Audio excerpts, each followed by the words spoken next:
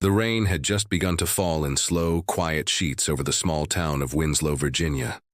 The streets glistened under the glow of the streetlights, and the occasional car drove by, windshield wipers swiping rhythmically like a heartbeat in the night. It was just another ordinary evening for most, but not for the young man standing at the corner bus stop. Jalen Brooks, 17 years old, stood with his backpack slung over one shoulder, his eyes fixed on the distant lights of an approaching bus. He was quiet, thoughtful, the kind of kid who spoke more through his actions than his words. His mother, a nurse, always told him that kindness wasn't a weakness. It was his greatest strength. That day he'd proved it. When the bus doors opened with a hiss, Jalen stepped on, greeted the driver with a nod, and moved down the aisle. That's when he saw her. A pregnant woman, clearly exhausted, clutching her lower back as she leaned against a pole, looking for a seat that wasn't there. Without hesitation, Jalen stood up and offered her his own. She looked at him, surprised. A moment passed, one of those moments that say more than any words ever could. She thanked him quietly and sat down. As the bus rolled on, bumping through the wet streets, she reached into her bag, pulled out a folded piece of paper, and handed it to Jalen without saying another word. What was written on that note would change Jalen's life in ways he couldn't have imagined. But that's not where the story ends. In fact, it's where another, even darker story begins. 3 hours away in the city of Richmond, a black SUV pulled into a gas station on Jefferson Street. The man behind the wheel wore a tailored suit, his badge hidden in his inside pocket. David Langston was no ordinary man. He was the director of the FBI's Southeastern Division, a man used to watching others, not being watched himself. But that night, he felt something was off. 2 unmarked cruisers had been trailing him for the last 6 blocks. He tried to shake the feeling. Maybe they were just regular officers on patrol. Maybe it was coincidence. But as he stepped out to pump gas, he heard the doors slam open behind him. 2 uniformed officers approached fast, hands on their holsters, voices sharp. "Sir, put your hands where we can see them." David turned calmly. "Is there a problem, officers?" "You match the description of a suspect. Step away from the vehicle." He smiled slightly. "I think you're mistaken." But it didn't matter. They didn't listen. He was black, he was alone, and in their eyes, that was enough.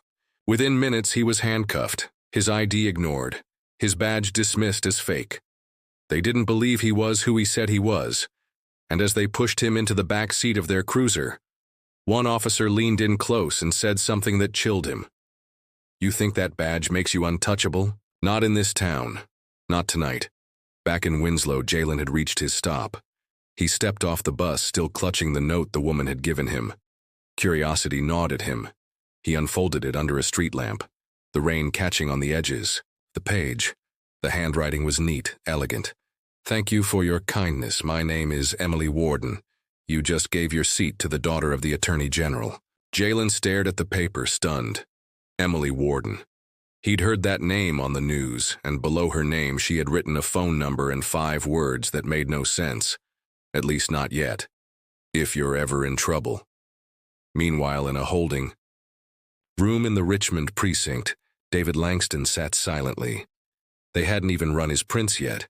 They didn't want to. They were waiting for someone who wasn't wearing a uniform. A man in plain clothes stepped in, cold eyes and a sneer like oil on water.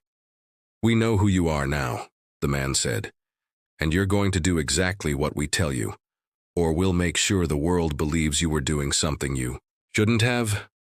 "Blackmail." David blinked once, slowly. "You have no idea who you're messing with." But they didn't care. They had photos, doctored ones, false reports, fabricated evidence. They were trying to silence him, to get something, anything, out of him that could help sweep corruption under the rug. Back in Winslow, Jalen couldn't sleep. Something about the woman on the bus, her calm eyes, the way she handed him that note, it kept playing in his mind. He looked again at her name, her number. He thought about calling, just to thank her, just to see if it was real. But something held him back.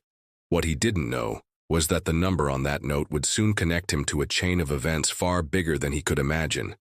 Because Emily Warden wasn't just any powerful woman's daughter, she was connected to a network of people working quietly to expose corruption in law enforcement. Jalen, just by offering his seat, had stepped into that world without even knowing. The next morning, the story of a black man posing as an FBI director made the local news. David Langston watched it from a cot in his cell, his jaw tightening. The footage showed a blurry image of him being led away in cuffs. The headline, "Suspect arrested in identity fraud case involving federal badge." He wasn't allowed a phone call. His legal rights were brushed aside, and worse, someone had accessed his files. Back in Winslow, Jalen sat at the kitchen table with his mother. The news was still playing in the background when she pointed to the screen. "Doesn't that man look familiar?" Jalen froze. That's the guy from the bus, isn't it?" His mother shook her head. "No, that's not the same person, but it's connected somehow. I can feel it." So could Jalen. Later that day, he picked up his phone and dialed the number on the note. It rang once, twice. "Hello?" came the voice on the other end, steady, confident. This is Jalen Brooks. I don't know if you remember me. I gave you my seat on the bus yesterday." There was a pause. "I remember you very well, Jalen, and I think you're calling just in time." The line went silent, and in that moment something shifted, because the next voice Jalen heard wasn't Emily's. It was another man's. A deep voice. "Cold. You should have stayed out of it, kid." Then the line went dead. Somewhere in Richmond, David Langston heard the door to his cell unlock, and on the other side stood someone he never expected to see. To be continued. The door creaked open slowly, and David Langston lifted his head, eyes narrowing. For the last 12 hours, he'd been stuck in that cell. No food, no call, and no answers. The silence had been deliberate, a tactic, the kind meant to break someone down, make them desperate. But they'd picked the wrong man for that. David wasn't new to pressure. He'd dealt with terrorists, cartel bosses, foreign agents. But this was something different. The man standing in the doorway wasn't in uniform. No badge, just a tan coat and a crooked smile that didn't reach his eyes. David recognized him, though, not by name, but by type. The kind of man who thrived in the gray areas. Operatives with power but no oversight. He stepped into the room and closed the door behind him, the click of the lock loud in the silence. "You don't look like much behind bars," the man said, setting a folder on the table. "But you've made quite a mess, Director Langston." David kept his voice calm. "If you know who I am, then you know this is a mistake." "Oh, we know exactly who you are," the man replied.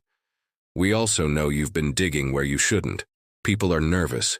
You've been asking the right questions in the wrong places." David leaned forward slightly. "So this isn't about a traffic stop. It's about control." The man gave a tight laugh. "Smart, but smarts won't help you here." Outside the room, the precinct hummed with activity, but no one looked toward the cell block. It was like David didn't exist. Off the books. Forgotten. Just how they wanted it. Back in Winslow, Jalen sat on the edge of his bed, phone still in his hand, staring at the dark screen. The call had ended fast, too fast. The voice on the other end hadn't been Emily's. It had been someone else. Threatening, cold, like a warning. His heart was pounding. He didn't know why, but he felt like he'd stepped into something dangerous. Too dangerous for someone like him. He was just a high school senior. He played basketball, helped his mom with groceries, and stayed out of trouble. But something about that note, and the voice on the phone, it wasn't just a coincidence. He tried calling the number again, but it went straight to voicemail. His fingers hovered over the screen, then slowly set the phone down.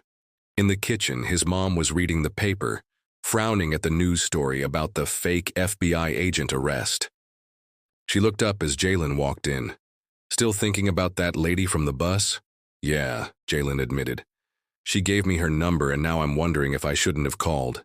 His mom studied him for a moment. "You trust your instincts, right?" "Most of the time." "Then trust them now. If something feels off, it probably is." Jalen nodded slowly, but he wasn't sure what off really meant anymore. All he knew was that something big was happening, and somehow, he was right. In the middle of it. Meanwhile, in a quiet apartment just outside Washington, D.C., Emily Warden sat at her desk, a laptop open in front of her. The screen showed a paused video, grainy surveillance footage of David Langston being arrested at the gas station. She replayed it, watching every movement, the way the officers approached, the hand on the gun, the cuffs snapping tight. Something about it didn't sit right. Emily wasn't just the Attorney General's daughter. She was a data analyst, trained to see patterns others missed. And this pattern, it smelled like a setup. The timing, the location, the lack of official charges. It was too clean, too fast. Someone had planned this, and then her phone buzzed. One missed call from an unknown number. Jalen. She grabbed the phone and dialed back, but it didn't ring. Straight to voicemail. Emily's stomach twisted. She'd handed him that note as a simple gesture of gratitude, but now she was beginning, to wonder if that one kind act had put him in danger. Back at the precinct, David sat motionless as the man across from him opened the folder and spread out a few photos. Surveillance images, screenshots of messages, even a partial transcript of a private phone call. "You've made powerful enemies, Langston," the man said, "and they've decided you're a threat to the system. But there's a way out." David didn't move. "Let me guess. Retire quietly, disappear, leave the files behind." "Exactly. You go away and all this goes away. Otherwise you make it look like I'm dirty." The man shrugged. "Most people won't ask questions. They'll see a headline, believe it and move on. You know how it works." David stared at him. "You're making a mistake." The man leaned in. "No, you made the mistake. You thought the badge made you safe." Outside the building, an unmarked car waited in the alley. Inside, a woman sat with a laptop, headphones on, listening. Emily had tracked the signal to this precinct.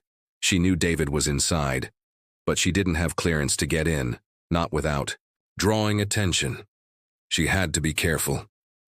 Back in Winslow, Jalen sat in the park near his house, watching the rain pool around his sneakers. He couldn't shake the feeling that someone was watching him. He kept looking over his shoulder, every movement of the trees making him tense. Then he saw it, a black car across the street, parked too long, windows too dark. He stood up slowly and started walking. Not fast, not slow, just enough to see if the car followed. It didn't move. He turned the corner, and that's when the text came in. "Unknown number. Stop asking questions." Jalen froze. The world around him felt suddenly quiet. Too quiet, he looked back. The car was gone. Somewhere between Winslow and Richmond, the truth was unraveling. Jalen was in deeper than he understood. David was being silenced, and Emily was the only one trying to connect the pieces. But time was running out, and someone was pulling the strings. Jalen didn't sleep that night. He sat on the edge of his bed, the glow of his phone lighting his face. The text, "Stop asking questions," was still there, burned into his memory like it had been etched with fire. Every time he closed his eyes, he saw that black car. Every creak of the floor, every gust of wind against the window made his heart jump. By morning, his eyes were bloodshot.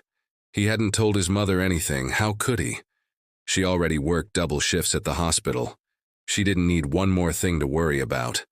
But part of him knew this wasn't something he could handle alone.